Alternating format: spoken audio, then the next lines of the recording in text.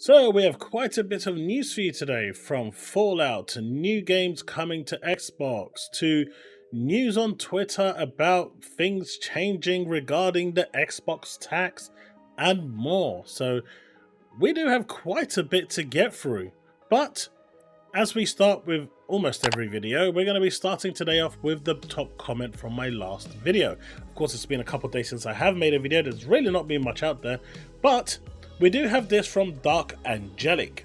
Relax, dude. Microsoft is not going to withhold COD from PlayStation. I mean, they could if they wanted to. They didn't get to be a $3 trillion corporation by refusing sales. No.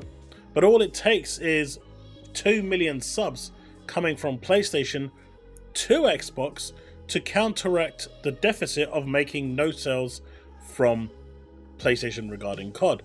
This was already discussed and, explored by Phil Spencer with Tim Stewart. So to say the notion that they couldn't do it is false. To say that they wouldn't do it is also false. It's all about a business, and you got that bit right when you said the latter part of your statement. But at the end of the day, if they can entice people to come over to the Xbox platform, then there is every possible way that they can do this. Obviously, it's not matching up with their market strategy, but that wasn't the purpose of that video. The purpose of that video was looking at the information presented at hand and if Sony were actually breaking their own agreement.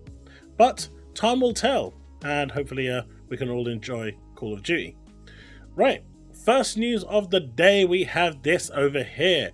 Fallout has been doing the rounds. There's no mistaking about it. The TV show has spurned wonders. People who have never played Fallout are buying the game and are looking into ways into enjoying what is out there. And Bethesda are leaving no stone unturned. Now with the new public test server for Fallout 76's Skyline Valley update is being available. You can explore the newly expanded map that takes you deep into the wooded heartland of Skyline Valley. Learn more in this week's Inside the Vault, but this is pretty much inside the valley area, and yeah, it looks kind of cool, and it's good to see that Fallout 76 has been getting some really cool numbers. It has broken its concurrent numbers pretty much day after day for the past few days, and the show has just done amazing things for the overall presentation of the game. Now we also have this over here from Phil Spencer. Congrats to everyone involved. We're thrilled to welcome so many newcomers to the world of Fallout, and there is a lot of people buying it, and at the end of the day the game is dirt cheap at the moment. Even if you wanted to check it out at some point, buy it now while it's on sale and just leave it there. You don't have to play it right now, but at £2 or £3 for Fallout 4, that's a steal. From the highly rated show now getting its second season to our deep lineup of Fallout games across consoles, PC and mobile, thank you all for joining us in the wasteland. They invested a lot in this TV series, and unlike Halo, which decided that it wanted to do its own thing and not follow the story of the video game, we clearly saw how that looked. It didn't move the needle at all. The Last of Us, which closely followed the actual TV series, the video games, that moved the needle quite a bit for Sony. Fallout 4 followed in the same footsteps, stayed true to the lore of the game, and followed the game's, followed what makes the game what it is, pretty on point. And because of that, and because of how good the TV series was, it's actually spurred a lot of interest, and people are now out there in droves playing Fallout. Everyone I see is playing Fallout. It's really amazing to see how a TV show can do that when it's done right. Maybe Season 3 Halo will do that too. But Season 2 has been confirmed. Be interesting to see where it goes. Did I say Season 3? Season 2. Right. So this one over here is actually pretty awesome news. It's from Clobril. Now, Kenna Bridge of Spirits is a game that I played maybe 2-3 years ago on PlayStation at launch. It was really good. It's a really good game. It's a platform game. It's not overly complicated, but it can get quite difficult with the boss battles. But it has a really charming story, a really good gameplay mechanic, and these little things that you find, I forgot their name now, but they're really awesome and they help you out as well. So apparently Bridge of Spirits Deluxe Edition has received an ESRB rating for an Xbox Series XS version. When this game comes out, if it's not going to be on Game Pass, I highly recommend you pick it up. It is a good game. One that I do recommend you play. It's just an overall wonderful game. And I do hope that, the Halloween and Christmas version costumes for these guys actually get re-added for the Xbox version in due time, because that would be cool as well. But yeah, we did get a couple of people down here talking about how, Microsoft also makes their games exclusive, but I couldn't find a single game in my timeline to point at the fact that Microsoft has made a game 3 years exclusive. Microsoft never does that, and Sony does. And when I said typical Sony behavior, I got attacked by the Sony fanboys. But then when I asked them, name me one game where Microsoft has, money hatted the exclusivity for 3 years, yeah, they kind of went silent and disappeared into the ether of nothingness, because as we all know, money hatting for 2 years, 3 years, 5 years is the MO for Sony. So to turn around and say that Xbox is doing that is pure lies. And if you do think of a game, I'm eager to hear it. But if you are interested in this game, which I highly recommend you should be, it is an absolutely beautiful game. Check it out. So Tom Warren here says Microsoft has more bestsellers on PlayStation Store right now than Sony does. The Fallout TV show and Sea of Thieves on PS5 are certainly having an impact. And Darius here says PlayStation fanboys wanted to play Xbox games all along. We can't be surprised. A W for Xbox for giving PlayStation fans more games to play is being dry. It's no surprise when you're owning companies like Bethesda, ZeniMax, Bethesda, Activision, Blizzard, that a lot of those games, when their popularity hits, is going to be the top players. And, games like Fallout, Skyrim, Elder Scrolls, Call of Duty, these are all really big titles. But it's really interesting to see that the top 25 has more Xbox games now on there than it does PlayStation games. Now, hopefully this doesn't mean that Xbox is going to go and do the dirty, but it's interesting nonetheless that as a publisher now, as a game publisher, Microsoft is slowly becoming one of the biggest out there. So this one actually did interest me quite a bit. And Snowy Rains here says, those ponies are in for it. Goodbye Xbox tax. Elon Musk says any accounts doing engagement farming will be suspended and traced to source. Now, if this actually goes ahead, right? If this actually does go ahead, that's going to be really, really interesting. Because PC Gamer, who has been engagement farming with Starfield for the longest time, Eurogamer, who was engagement farming with Starfield, IGN, who was engagement farming, Metro, who was engagement farming, all of these are, companies, publications who use Twitter to engagement farm, could be seeing themselves suspended.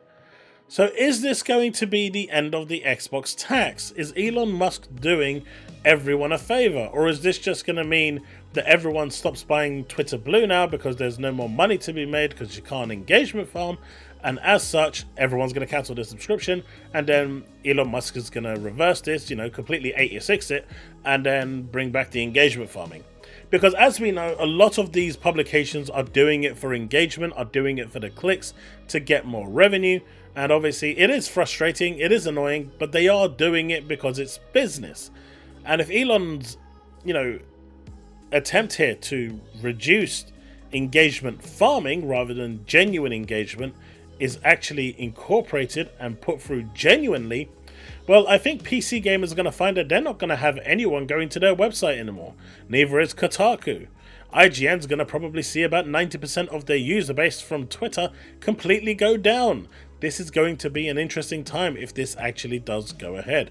I'm actually quite excited to see what they do with it, honestly, because it's going to be quite funny. This one is interesting because apparently Sony Pictures is reportedly in talks to buy Paramount. I think they're like the 4th or 5th company now in talks with Paramount. But Paramount has a lot of actual IPs, right? From they're doing the Halo IP at the moment. They're doing, I think they've got access to the Turtles IP. Viacom owns Turtles, who are owned by Paramount. So there's actually a lot of IP here. Now there was talks that Microsoft were looking at Paramount to actually pick them up at some point, but whether that's going to ever materialize or not is unknown. But now Sony has entered the bidding war, and honestly, at this point, with Sony's track record in trying to pick up all of these TV kind of studios and outlets, maybe they're getting a bit too big for their own good. Maybe it's time for the FTC and the regulators, you know, the antitrust regulators, to get involved and tell Sony to slow down a little. Maybe it's time for, you know, a little dose of their own medicine. Do you think it's going to happen? Not with the FTC involved, of course, because they love PlayStation, and anything that's pro-PlayStation, they are willing to turn a battered eye. So, corrupt? Yes. Biased? Yes. Take it as you will. Finally, I wanted to talk about this because we spoke about this yesterday in my stream, and it was interesting. Ghost of Tsushima's Director's Cut on PC will feature new PlayStation overlay, which includes your friends list, trophies, settings, your PS profile, and crossplay. This also brought rise to people saying that, well, PS fanboys, saying that Sony will now challenge Valve on PC to take over Steam and become the #1 PC platform. I just don't think that's going to happen, ever. But I do feel like Sony is in a unique position right now where they can test the waters to see how far the Steam community is willing to bend. Because they've been quite rigid for the longest time, where they won't go to any other launcher. But if Sony release their games on the PlayStation launcher with a 1 or 2 year exclusivity, will they be willing to wait and for the game to go over to Steam after 1 or 2 years? Or will they cave in, download the PlayStation launcher, and download, you know, buy the games off Sony, where Sony will take 100% of the profit and Steam will take nothing? As we know, the games on Steam have, they've got a few games on Steam right now, but there's been talks about their launcher for quite some time. And with them now releasing their friends list trophies, it could be just integration straight into Steam and they're just not going to bother with their launcher. There's always that possibility, but this will now require you to log into PSN or a version of PSN for you to do this, because it will allow crossplay as well, and for you to be able to chat with your friends and do stuff with PlayStation players. So overall, interesting times, but I do see Sony going down that route. And it will be interesting to see the hypocrisy when and if not PlayStation, but PC players decide that they are going to bend over and take it and go to the PlayStation launcher and, you know, buy the games from there. Now, obviously, everyone in my comment section is going to say, no, we will never do it. It's not out yet, so you can't say that. We'll have that discussion when it's actually out. Because at this point, there's still some time before it's actually finalized or normalized or whatever you want to call it. But until then, it'll be interesting to see where it goes.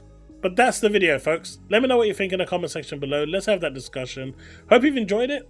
And if you have, hit that like button, subscribe, hit that bell to stay up to date with all content I release. And just remember, when you're looking at stuff that is coming around in terms of engagement farming, maybe PC Gamer and the likes of IGN and Kotaku, if they're not careful, they could be gone for a very long time. Who knows, folks? Who knows? One can only wish, right? Alright, that's it. Thanks so much for watching. I'll see you in the next one. Remain legend.